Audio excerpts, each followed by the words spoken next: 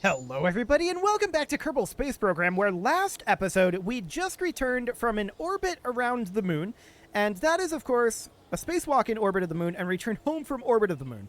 Fantastic. So we need to decide what our next mission is going to be. We've got a couple here for landing on the moon. And here's one for landing on the moon as well. Sure, that sounds good. Science data from surface of the moon. Sure. So we now have 4 contracts for landing on the moon. That seems like it's a good idea to do then. So let's go ahead and hop into the R&D, because we can spend a good amount here. Now, we can't get this yet without updating our R&D. That would cost us virtually half of our existing cash. That said, it's probably a good idea to do, because that'll allow us to collect surface samples, which we pretty much need at this point. Yeah, this is necessary. So we'll get that going. And that will, of course, also allow us to grab heavier rocketry. Now, we also have heavy rocketry here, which is giving us access to the Parallaxes, the Poodles. Sure, that's all well and good. But heavier rocketry here would give us, actually, precision propulsion would give us Oscar E's. Okay. Advanced fuel systems is probably what we want to go for the Rockamax Jumbo 64s. We'll grab that, and then we still have enough to grab heavier rocketry for the mainsails.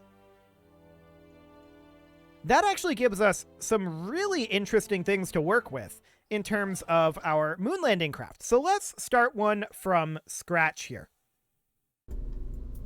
I think step 1 is we obviously start with a re-entry module. This is the only thing that gives us 2 crew capacity, plus it is, well, it's a little heavier than the Mark 1 command pod, but it does not have a reaction wheel in it. We'll have to keep that in mind.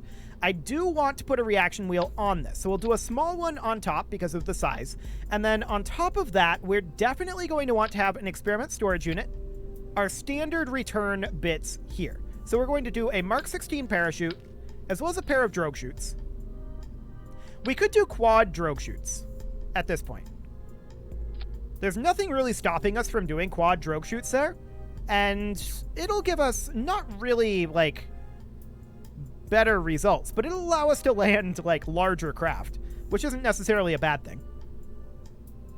Okay, next up, let's put on a Science Junior. We're going to be landing on the surface. We definitely need a Science Junior. And then we're going to need a service bay. I'm going to rotate that to be in line with the Science Junior. We'll open that on up. And inside of this service bay, what are we going to include? We are definitely going to be including a flight computer. We don't need 4 flight computers. We're going to be including a flight computer. There we go. I'd like to include at least a pair of batteries. So we'll put that in like mirror mode. And we'll put these batteries about there. So that will give us some more battery charge. That'll be nice. And then we can, at the bottom, put on... Let's see here. We can put on a mystery goo unit. We don't need this to be in parallel. So a mystery goo unit, something like this. There we go. We'll put in a thermometer. We'll put in a barometer as well. We're missing a lot of science experiments still. So that's pretty much what we're going to include inside of here.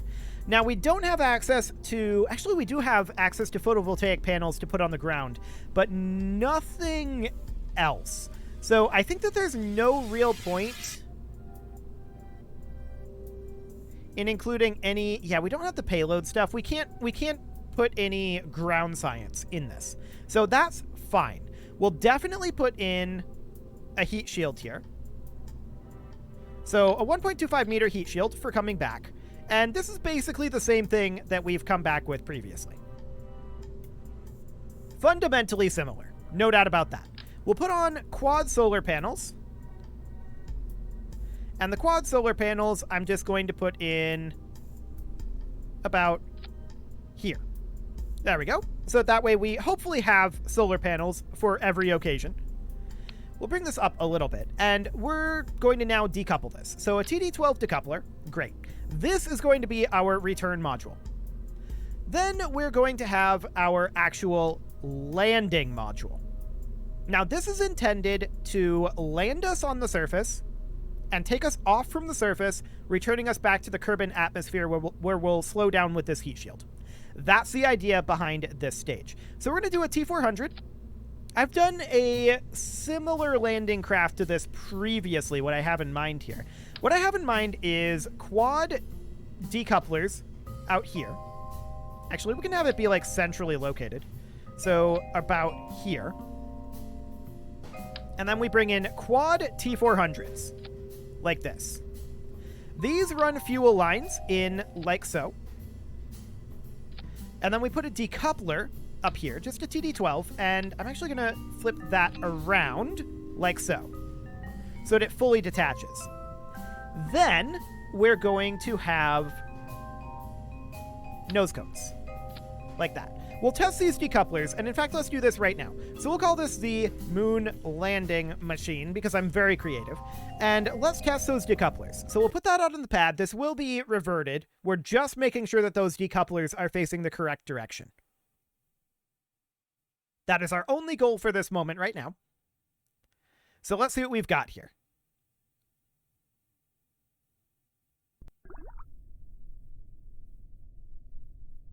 Oh yeah, we can grab surface samples now. We should probably do that. Let's grab a surface sample. We don't need the EVA report. But we'll grab the surface sample. That means that we will actually end up not reverting this. But I want to decouple all of these, and we'll see if they blow up here. They might. Okay. Noted. The decouple was successful, though. This is okay. So we'll recover that vessel. And we'll get our report. That'll be fine. We're going to gain 9 science out of that. Not a huge amount, but maybe that's enough to get us something. I'd love getting better solar panels. Let's see if that's viable.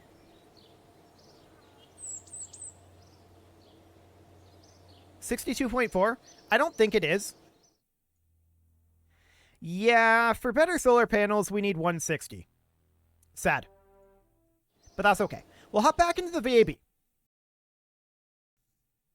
because we have the rest of this stage to design. So we need to have landing legs, that's for sure. We're going to put on the largest landing legs that we have right now, which is LT1 landing struts. And we're going to put those out over here, just as low as we can. Something like that. Beautiful. We'll start those retracted. And I'm also going to put some struts on here. So we will have these be strutted together like so to each other. And we'll also have them be strutted to the main body of the rocket like that. Cool.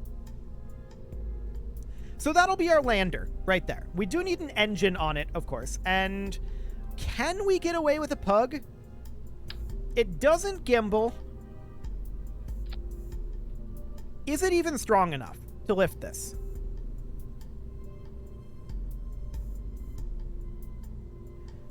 I mean, it is. We definitely need to work on our staging here. I think that these numbers are going to be a little weird. So we do something kind of like this. Stage 5, 1.01 thrust to weight. So we really, really should be running a Terrier. And I'm not surprised by that. What variant of the Terrier do we want here, actually? The visuals. I kind of want it to have the white boat tail. I think that looks a little bit better. Cool. So we'll have it be something like this. And you can see that's a 2.4 thrust to weight ratio. So that's definitely much better. We'll move these guys back down, and let's check our staging for this stage thus far. Actually, this is pretty correct. Okay, so that looks good. Now we're going to need another TD12 decoupler here, and we'll drop that right there. Now the boat tail here actually disables the shroud. Uh-huh. Which is a little bit sad. I think with that being the case, we'll just run this. Okay, sounds good. Now we do have access to adapters here. And I don't hate that. So here's what we're going to do. We're going to run a fuel tank adapter to the Rockomax size. And how are we going to get away with that? Well, hopefully we have the correct adapter here. We'll see. There's this adapter, which is not the one that we need. That one is not either, but it can be combined together like so to be the one that we need. Okay, we're going to make this be just white here. Like that. And then this is going to have a poodle on it. So something along the lines of this. And this craft is, so far what I envision, fairly similar to the Artemis missions, is what I'm thinking right now. Now, I do want to attach a strut here and have that connect down this way, just to make sure we don't have any weaknesses in this. I don't love where that ended up being connected, so we'll do something kind of like that. Okay, so that'll do, and now we'll put in a TD25 decoupler. And now we're going to do the main core here. So we're going to run Jumbo 64 fuel tanks. I want these orange. Beautiful. This is a pretty long stage here. I expect this to be pretty overkill for a moon landing machine. We can probably reuse this to land on Minmus, to be honest. But let's go ahead and take a look at what we would have for a mainsail here. Let's see. I know we unlocked mainsails. There we go. So a mainsail goes in here. And the question is just how much time or how much delta V does this actually have? We'll switch back to Kerbal. And our thrust to weight here is 1.13. So this is obviously underpowered, right? The question is, do we go the SLS method, the Artemis mission SLS hybrid-ish method? This isn't... Words are difficult. Do we go the Artemis method of using SRBs, or do we liquid fuel this? I'm leaning towards liquid fueling it. I want to do something a little different. We've not done a lot of liquid fueling thus far. I feel like we've over-relied on SRBs. So we're going to attach up here. We don't have further standoff adapters, which is unfortunate. I would definitely like to do that. You know what? I'm going to, for aesthetics reasons, rotate it like this so that these pipes are on this side, and we'll attach it where the pipes aren't. There we go. And then we're going to put in additional Jumbo 64 fuel tanks, like so. This will be dropped down. We want the attachment point to be basically right at the top, and these to be pretty much flush here. And then we'll duplicate these like that. I do want this to be... Ooh. Look how these are offset. That's wild. We could have them be orange, though. Yet they're still a little offset. I don't know what's going on with that. We can rotate this and fix it. Like that. Or simply rotate this one and fix it like that. That feels a lot better. Okay. Now, I kind of want these to be, like, not really ESA styled. I want them to be white here and then black and white like this. Cool. And then we could try to lift these with, like, skippers if we really wanted to.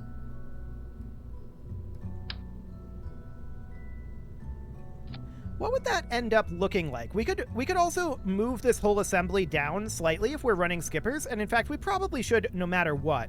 Move that whole assembly down to be about here. What's that looking like for thrust to weight? 0.94? Okay, so it's got to be mainsails. I'm not super shocked about that. This is a lot of fuel weight. No doubt about that. So that, of course, means that we can move this back up slightly to be about here or so. And then on top of this, we need to think about our aerodynamics.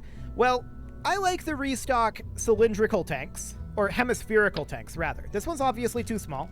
Let's see here. One of these guys. There we go. So that makes this more aerodynamic while also containing some fuel. So that is fantastic. Overall, I think that's really, really good.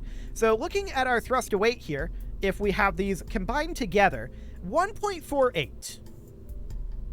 It's a little bit slow off the pad. There's no doubt about that one. Slightly slow off the pad, but it should function. So let's put in some external fuel ducts over here just to make sure that those flow on over. There we go. And then let's strut this a little bit. So I'm going to attach a strut at the bottom, like that. And then I'm going to attach a strut up here, just because this is quite a long ways. There we go. Do we strut this together? I don't think there's a need to. I think this is reasonably fine. Now, this up here is definitely funky looking. There's no doubt about that. But it should be okay. I think this will do. We are going to check our aerodynamics. No doubt about that. And we're going to grab some tail fins here. Putting in tail fins, and tail fins are definitely a little on the smaller side. Aesthetically speaking, I'd like the tail fins to be about here. I don't know what that's going to end up doing as far as the aerodynamic control of this goes. But I think we're ready to run a simulation of this and see if we can find any problems. So this simulation will be reverted, but I just want to see about getting it into orbit. We're not taking it all the way to the moon in simulation. As long as we can get to orbit with enough delta V, we'll be fine. So let's give that a go, but let's check our staging first. So this is looking good. We detach our side tanks. Those are going to detach in a nice little cross formation, probably colliding down below us, but that's fine. We don't care about that. Then we're going to detach our main booster section here. And we light up our vacuum optimized engine. Looks good. Then we detach that section as well as all of these. That should really be in its own stage. In theory, that detachment should happen here. We'll see if that actually works out that way with the fuel. But these can be combined together, these two stages. Yes, there we go. This stage can be removed. And then these fuel tanks all detach once we have exhausted them. That's fine. And then we detach the engine along with this tank. And then shoots. Yeah, that all looks good. So this is a pretty expensive design. No doubt about that. Let's give it a simulation here. Ah, it is too heavy. I can't say I'm shocked about that one.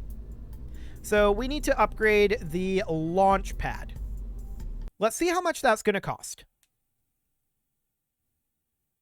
This is a very heavy vehicle. No doubt about that.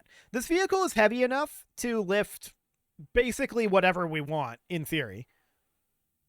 Like, this vehicle should be quite versatile for us.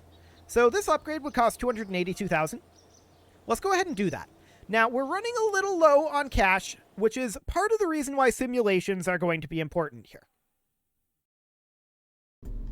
So let's just see if this works right off the bat. If it does, and we manage to get into orbit with no major issues, then great. And we'll take the real flight next episode. If not, we'll address what issues we've got.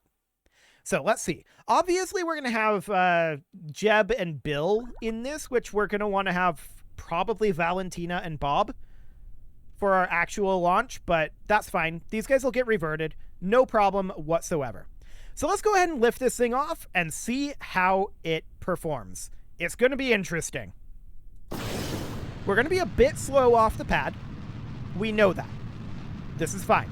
We're pulling exclusively out of these side tanks at this moment.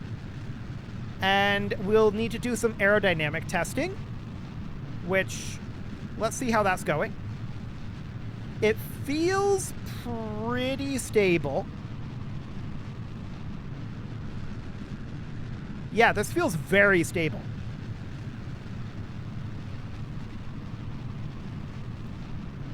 Impressively stable. Let's just walk to prograde and see what happens. I started the turn slightly early. There's no doubt about that. We'll pin this open so that we know when to detach this. Actually, it should be when this hits 0 seconds. We'll keep an eye on that. We're certainly moving a little slowly. I mean, this is very, very heavy. Just this booster, which means that our actual payload capacity up here isn't that high. But we'll see. This is feeling very good. We'll run a detachment test and see how our speed is looking once we are done with our side boosters here. We've still got another 15 seconds of burn though, and our speed is looking solid.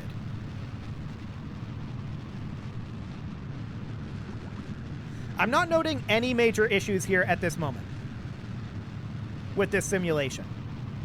It looks very good. 3, 2, 1, 0. Clean detach. Although it's not the cleanest of detaches. It's a while we're working our way, like navigating through them. So I'm not super concerned about that, but it's a little bit of a concern.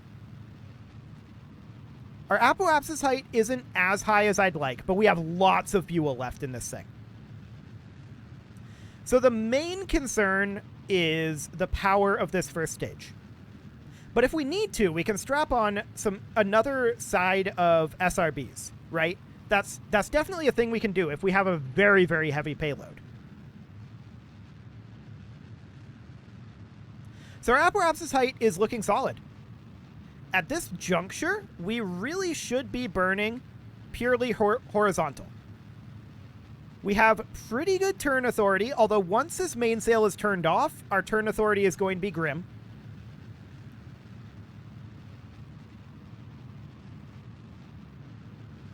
And overall, this looks extraordinarily solid.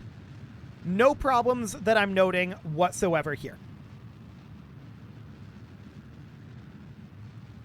Okay, 100 kilometers. So at this point, we can just hold here. I'm going to go ahead and fire these. We're going to have some explosions here. There's nothing to worry about that. Kaboom. Nothing to worry about there. We're completely fine. No problems. What even exploded? I don't know. There goes all of our caps there. So yeah, this seems to be perfectly fine. We're going to have no issues getting this thing into orbit. So our time to apoapsis here is 2 minutes. We can push that out to be something along the lines of this-ish. Now, of course, this is not real, right? This is not a real orbit that we're doing here. And as I said, with this engine off, turning is very difficult. We're turning right now. You may be able to tell. This is expected and not super shocking. If we had access to a larger reaction wheel, I would strongly consider putting one in this stage. But we don't. So turns are going to be somewhat tedious with this rocket. That's fine. But that was, in my opinion, a picture-perfect launch. That went exactly as expected, with no fundamental issues whatsoever. So let's just see how much delta V we have left here after circularization. It should be a lot. 6, 5, 4, 3, 2, 1, and 0.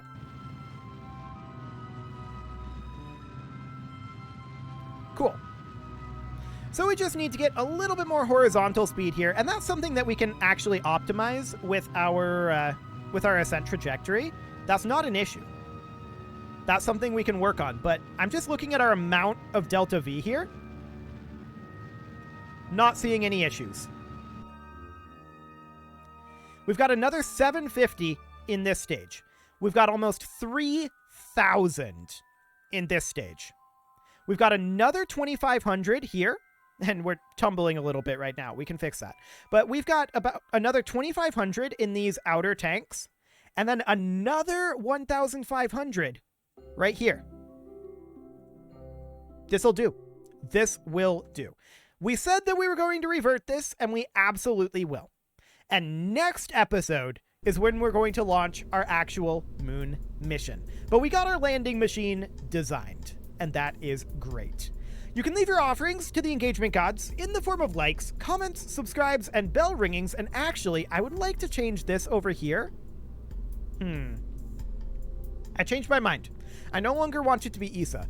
I wanted it to be Issa if we could have all of this be Issa, but we cannot. So you can leave your offerings to the engagement gods in the form of likes, comments, subscribes, and bell ringings, and a very special thank you to all of the channel members for making this video possible, including Casserole, ALS Gamer, Kentuin, James, Shadowwolf, Spartan News, Nick Smarty, Video Games Are Not Real, Dimitri H, Punching the Microphone, Unisil, Kadra, and all the rest.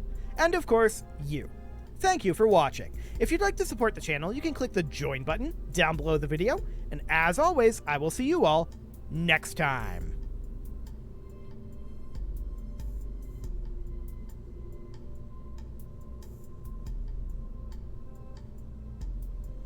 That is definitely the button I'm looking for. Fantastic.